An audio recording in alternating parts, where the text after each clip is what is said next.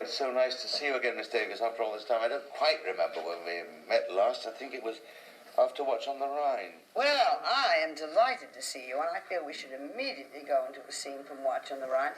May I introduce my colleague, Peter Duval Smith? How do you do? How do you do?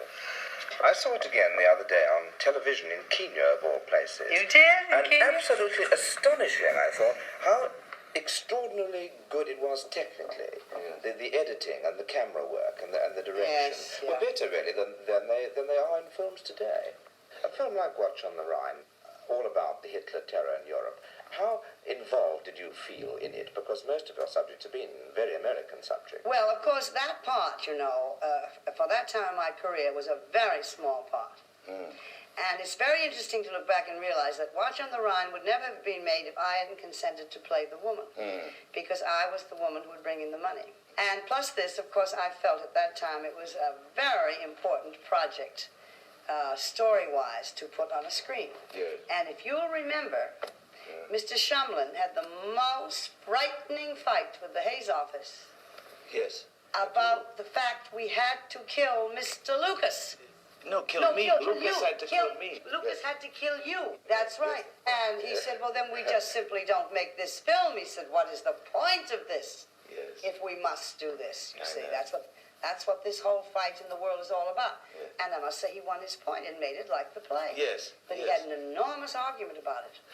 Well, I remember, you reminded me of something. Last night, when I saw you on the television, you were talking about enemies and all this stuff. I always found that when I was working with you, there was no friction of any kind whatever. Oh, no, that is not what I mean by it. There's no friction on set. It's not among the workers. Any career, whether it's a career in politics or a career in acting or a career in any type of thing, you perforce must make enemies along the way for your beliefs. Because if you just say yes to everybody, there's nothing going to happen. But not on sets, never. Complete misconception. How free you've been in the making of your films? I mean, nowadays we hear that the big stars, anyway, have a great deal of say in the...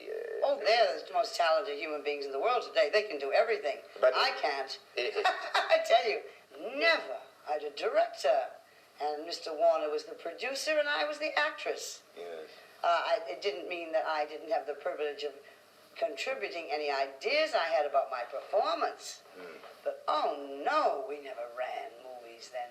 I had any influence I wanted. I mean, that I chose to take upon myself, whether it was for self-preservation in the case of a bad director, or in the case of a bad script. I was never a coward about standing up for what I knew might hurt me professionally.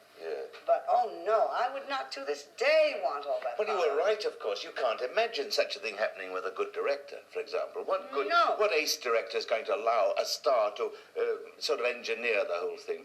And no cast wants to do it with a great director. There's no need, because motion pictures is basically a director's medium. It's a little sad for some of us who adore your work that a lot of your best performances have been given in fairly trivial films. I mean, films where the scripts really didn't sort of measure up to your talents. Well, I don't know what you're talking about. I mean, a film like Coulouris, for instance, in which you gave that was a very sad mistake they made in that film.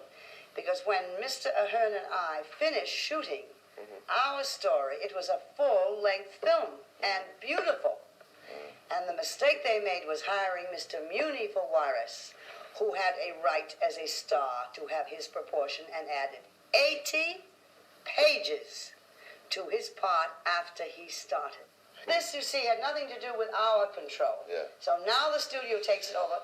Their mistake was allowing Mr. Muni to add the 80 pages. They should have said, Mr. Muni, you accepted this role in a script we gave you, because this was a brilliant script of John Huston's. Absolutely a literary script, until they cast Mr. Muni, who then completely put on a rubber face, and the greatest remark ever made was made by Mr. Warner, who paid Mr. Muni a fortune to play Coulouris, and he said, one of the great things he ever said in his life, he said, why did we have to hire Mr. Muni? You can't find him. He had literally a rubber face. A mask. He had a complete mask as Coulouris. As a matter of fact, when I first went to Mexico City with all the statues of Coulouris along the Reforma Boulevard, whatever it is, every time I looked at one, I said, there's Paul. I mean, it was such a perfect image, which is not the point of acting. You indicate a character in history. You mustn't have a rubber face. This is a perfect example of what a star, if he's allowed to, can do to a film. Yes, there was literally ruined this film. Which I was in. But I don't blame him. I blame the people in charge. Yes, They should not have allowed him to do it. Now, for instance, when I had to do the age makeup for Fanny Skeffington, I was quite young, and she had to collapse like this, like all famous beauties do. It finally goes. But the eyes and everything were the same. I didn't put a whole rubber face on for this. I put areas of wrinkles. But you have to have enough of a definite personality that some of you is there. I enjoyed playing that scene, telling you off in Skeffington very much, by the way. You did that awfully well. No, I liked it because it was... Yes, that's right. And you let it be done, which was a good thing. You know, some stars would have protected themselves in 100 different ways, but you let it be done and you let yourself be made a fool of. Well, that was one of the most fascinating women I played. Yes. Oh, she was heaven. Because she was everything I hate in women. You know, the poor, poor thing, concentrating only on her beauty. Are you surprised at the tremendous success of Baby Jane? Oh, it's a miracle. Oh, yes, because it was an odd subject and it was made against every odds in the world. And, and it was the least likely to succeed film. I think when Warner's accepted it for release, it was kind of a gesture towards me in a way. And they thought, what can we lose? Yes. And what can we win? And what does it matter? And so let them make this silly little movie. So it's been rather a glorious, fantastic victory for Mr. Aldrich's company. Yes, really and truly. What I thought was marvellous about the film, which I saw last night, was although the dreadful tensions and hates between the sisters come across very strongly, and that is all that most of the critics have noticed, also their love for each other comes across. No love. No love and hell for those two Absolutely women. not. Oh! A kind of Can you imagine Jane loving this woman? With an aspect And of she'd herself. waited on like a servant for 20 years. Love for this woman, or that woman for me? No. Fear and terror. Fear and terror. And also Blanche is guilty. Blanche blames this woman for something that she never did all her life. Maybe crippling her, yes. They hated each other from children. From the time that Jane was a baby star, Blanche hated her. And I hated her the time when she was successful as an older woman. Did you find that you had something especially personal to give the character of Baby Jane? Does she say anything that you've got it yourself in spite of... No, never. This is not anything to do with acting. I would hate to think I'd have to have something personal in some of the people I've played. It would be really frightening. Listen, do you think that the Matter of fact, Jane, I never really understood at all. This was the hardest part I ever did. The only character that I never, ever sort of put my finger on and knew what I was doing. But you see, this is why it was brilliantly written. Because this woman was basically psychotic unto almost craziness. And each scene was written in a different mood. So in every scene I had to be different because of the words. And this was the most irritating thing for me to play because I'm almost too logical about a character. And I can't really know what's going on. I go mad. But that was the whole point with Jane, the inconsistencies of what made it. In Baby Jane, there are those clips of old films of your own that are looked at very critically indeed. One imagines, by yourself as well as by the character in the film. The I have never seen this film yet, you know. Oh, really? No, I will see it at Cannes. Well, and in fact, does that mean a sort of comment on some of your early films? Do you now rather regret them? Heavens, no. That's when I learned my business. You made so many films. You made about 70 films. Well, that's how I learned to act. I was very fortunate. All the kids today don't have a chance. No. I used to make 10, 12, and 15 movies a year at Warner Brothers. Goodness. And that means that you play that many parts a year. You know, and this is where you learn your trade. There's no place to learn trade anymore. You know, you said 10 years there was nothing. Oh, yes, absolutely. Well, I mean, how do you feel about that? Because I think the most hellish thing about being an actor is when you're out of work. Well, I wasn't out of work. Oh. There was nothing no picture I made money. But you, I made one every year. I see. But I became, you see, on the list of non-money makers. I see. So when Aldrich tried to put this together, you see, he had an enormous job getting backing. Because they said, these are just two non-box office women. We can't make any money with them at all. Plus the fact that they'll never make it together in 30 days. These two will just, be so rowy with each other. Well, we didn't have time to row. But you never rowed before, I cannot bear it, never have with an actor. I've always had my rows with the men in the front office and not with the people on the set. And we didn't have time. We're both too professional. And Hollywood, of course, you can imagine, was just waiting for it. Yes. And they soon gave up and left us alone after about 2 weeks, you know. Thank God, we yes, just yes. we just never would. 2 women would be too smart. Everybody said we'll give you any amount of money for this film if you'll recast it. Yes, yes. And put Sandra Dee and some other young girl in it, you know, which is what they're doing today, you see. That's what's sad. Well, one hadn't seen you for several years, as George has just said. And yet, when one saw you again, I mean, it took only a second to realize who was there, that it was Bette Davis. And the mannerisms that, I hope you don't mind my calling them that you were used on the screen. But I didn't use them in Jane. I never used, no, they were not. My walk, my dear, the Jane walk, had nothing in the world to do with the way I walk, or have ever walked in any other part. That walk was a totally different walk. You think I waddle like that? No, sir. I am very sorry, and I do not use the same mannerisms in every performance, and I would give anything in this world to have time to show you 5 characterizations, one after the other. I do not. This has become a legend that my imitators have emblazoned in the brains of everybody. Jane was a thick, plodding, clumsy woman. I'm very quick-moving and completely different than this. But you were very recognizably the same person in all Well, the films. naturally I'm the same person. That's the only way to start them, if you're really a different person in every film. No, I'm really tired of this. There's not one thing I did in Jane like I have done in other performances. Let me assure you. Those awful clockbeat walk, I walk like a streak Jane slots. It's true, I remember that lope for the first day on the set in Watch on the Rhine. Watch on the Rhine, I was a very calm, placid, organized woman. I would like to show you about 5 performances and just get rid of this legend that I do the same thing every time. Because I am one of the few to brag a bit who does not do the same thing every time. I work very hard at playing different people, and I do. And if you can find one part of Bette Davis as that horrible Jane Hudson, I'll make you a big bet. Because I was a heavy, thick, drunken, psychotic, gone dame with no life left in her except hate. That's a different matter. Well, it was a terrific star performance, one of about at least a dozen sort of really great star performances that you've given. And I wonder if you've there must be some. A bit tired of, but do you think of yourself as a star or as an actress? A star. And after 30 years. And what is a star different from an actress? A star and an actress are the same thing. There's no difference. There are 2 kinds of stars. There are non-acting stars and acting stars. A star means people come to see you. This takes about 25 years to earn. Yes. Usually the press says we discovered a new star.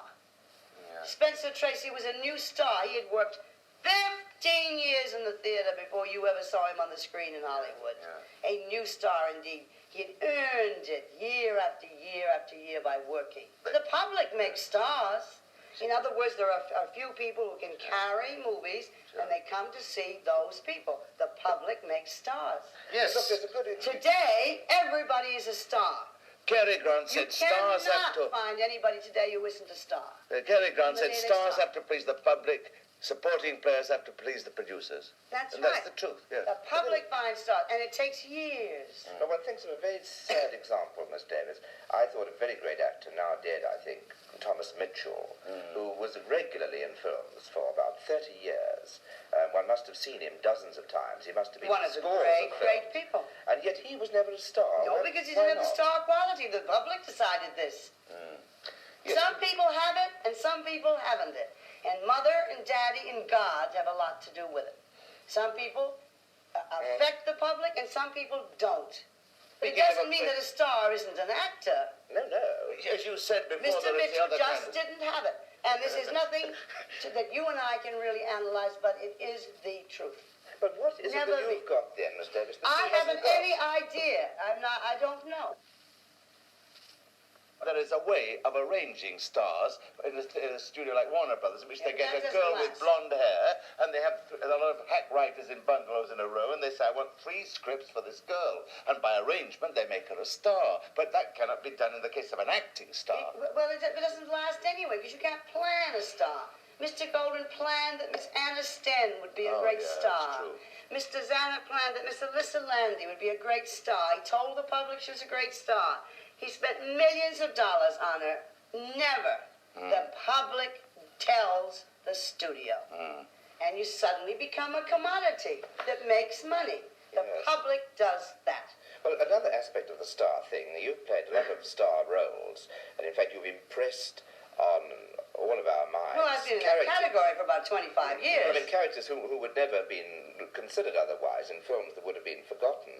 Yet you've played... I don't know what films... I'd like you to name a film that would have been forgotten. You sound as if I only exhibited myself. If you hadn't been in it, I don't think we'd remember Dark Victory. So. Oh, I beg your pardon. I beg your pardon. That's one of the greatest stories ever written about a very brave woman. I beg your pardon. Well, if you had... this film had been made with a good performance, a really good performance, with a star... Yes. It would be pretty hard to not succeed in this story. You'd have to work very hard to make a mess of this story. You got everything for you in this story. Well, I withdraw then, if you like. But the fact that you don't care about women's pictures, possibly, but nothing but people go to them. The press of the world have ignored many of my films, just say they're about women with problems. But nothing but people are interested in women. So the critics have never heard it or helped it. Hollywood, really. But please men go against put to you the point that you've played all these marvelous, large star parts, but there's so many of the great parts that one felt you to be ideally suited to, such as Hedda Gabler, for instance, that you've not played. I mean, because Hollywood will never make Hedda Gabler. And you can't make them make Hedda Gabler. What about television? I just saw Bergman in television in Hedda Gabler. Would you have done that? You've done it. You wouldn't. Not that script, no. In the first place, you have enough time to rehearse a Hedda Gabler for television. But I think you're very wise. I thought it was terrible. But why didn't you act more in the theatre then, when you could have played these parts? I don't like theatre. I loathe theatre. Why? Because I loathe the life of theatre. I loathe sitting around all day and waiting to work all night. I like films. I have 3 children I adore. I never saw them. I've done theatre. The only theatre I would like to do before I finish this long, weird life of mine would be, I'd love to do a play here once. I don't think I will, frankly, probably, and anyway, not now. I don't know, but I love this. The attitude of the English toward the actor is extraordinary here. Yes. I mean, the actor that they really have accepted over a long period of years, of which I'm one of the fortunate motion picture people from there, that the English public is loyal to. It's a fantastically thrilling thing to me. I think you would get a great reaction here with an audience that would make it worth doing this thing night after night after night. We only have theater parties and big rich men bored to death and their wives all dressed up really who support the New York theater. This is truth. Everybody will tell you this. The legitimate play that is a hit in New York today is a miracle. The only hits are the musicals. Unless I was starving, I would never go on a New York stage again. Really? We have no theater left in New York now because we have no management left. And we have outpriced our audiences. So the people who love theater cannot afford the theater. Lots of actors say that theatre's the only real acting, though, don't they? Well, I don't. I think motion pictures are the greatest medium for a true and real performance of them all. You've worked terrifically hard. You've made these 70 or so films, including a score of outstanding ones, and work has been a very large part of your life. But has it been the best part of your life? Oh, it's been the only part of my life, with the exception of the children. And the rest. I married the theater at 19. I was a dedicated person. And any other kind of marriage in the rest of your life has been a disappointment? No, I don't wish to go into my marriages, quite frankly. But I'm saying I, as a person, and any person who really wants any kind of a serious career must be that dedicated that they marry that profession. And let us put it this way, this is an odd position for a woman to be in, and a very uncomfortable position for any man who is with her. But if you have this drive for it, there would be nothing in the world that could stop it. But you've got any regrets? I have none. I don't believe in them. They're a waste of time. Were I wiser, I would maybe done some things differently, but very few. Anyway, professionally. Did you ever think this was going to happen when we were in Hollywood, that this sort of whole edifice would crumble so quickly the way it has and all that? Well, I actually thought it would sooner. Did you? That's interesting. I wonder why. I mean, because I thought you see the monopoly, and my whole feeling about it was with the way the foreign picture was treated. You know, they would say, well, the foreign picture is divine and wonderful, but it doesn't make any money. Well, the foreign picture was brought into America and put in a house about the size of this room. Yes. So how could it make any money? They never gave any of the wonderful British pictures in those times, like Brief Encounter. They gave them little theaters. Yes. They never hit the big houses, so they could say, well, you see, they're beautiful pictures, but they don't make money. Yeah. You know. Yes. And it was all getting too one-sided. And actually, the splitting up of the town is the healthiest thing that's ever happened. Yes. Ever. And I think the doldrums will disappear, and I think this past year was the first year you could say we made a few films out there that really were good. Yes. Mockingbird certainly was good. You really feel there's going to be a renaissance in Hollywood? Well, I don't think it will ever be like you and I knew it once. No. With 40 pictures being made at every studio a time. Yeah. No. There'll never be the volume back again. No. Ever. But there will be more courage about subject matter and originality. I think the inexpensive film with the actor on percentage will be it. I think gradually, the enormous priced motion picture will go that takes 2 and 3 years. Yes. I think this will go definitely. And I think you will find more and more very talented men, which we have from our live television way back, coming in as directors who have lots of original and new ideas, making fabulous films. Do you think the films are better now than they were when you started making films? Oh, that's awful. I know it's terribly hard to judge because they're different kind of films. I think they're more grown up in a way, less fairy story, you know. Well, but you see, that's what's lacking too. Hollywood provided fairyland for many people, which is an important thing to provide. And now they don't. And it's very sad that many of the pictures, they really could sit in their front doorstep and look out the window and see what we're doing on the screen. Yes. And there was a great, wonderful, the only royalty we had ever was Hollywood. For our people who needed something besides their drab lives. Yeah. And is that a good thing? And well, don't you think it's a good thing? Don't you think your king and queen provide a thrill for your people? Yes, who have not much in their lives? Queen be Jean Harlow and one's king Douglas Fairbanks. Well, one's king was Douglas Fairbanks to many millions of people. And so was Miss Pickford. And they got out of the sink and out of all of this and the drab things they had to do and went into another world. That's what Hollywood really provided. And that could not last forever because there is progress, but there is a happy medium. But you're very glad to have belonged to it. There is a happy medium. I was very fortunate to be in that era. In the heyday, yes. There's no continuity to a motion picture career today. No. You make 1 a year, 2 a year if you're 25 years old. Yeah. There's no chance to learn at all. And there's very little chance to make a person a real star today because they're not seen that often by the public. It isn't a chance. It's just awful. Which of the great moguls you've worked with do you think helped? I've only worked one place. Warner Bros. 18 years. Who do you think made you a star? Me, myself. Underneath them, my sweat, blood, and tears. And my fight for scripts. Nobody helped you. My fight for scripts. And beyond that, then came fabulous public relations people. Probably the greatest public relations officers in the world were in our town. And they presented us to the public, and in the final analysis, the public went every time you appeared. And I think the men running the studios were terrific gamblers, and I think men with very big ideas about the world recognizing somebody. In other areas, we can criticize them. But we've lost them. That's what's missing today. We haven't got those men anymore that will gamble. See, a loss of a Mike Todd is a big tragedy. Yes. Because he'll go out on a limb. He will make stars, a man like Mike Todd. Like men did it for us, you know.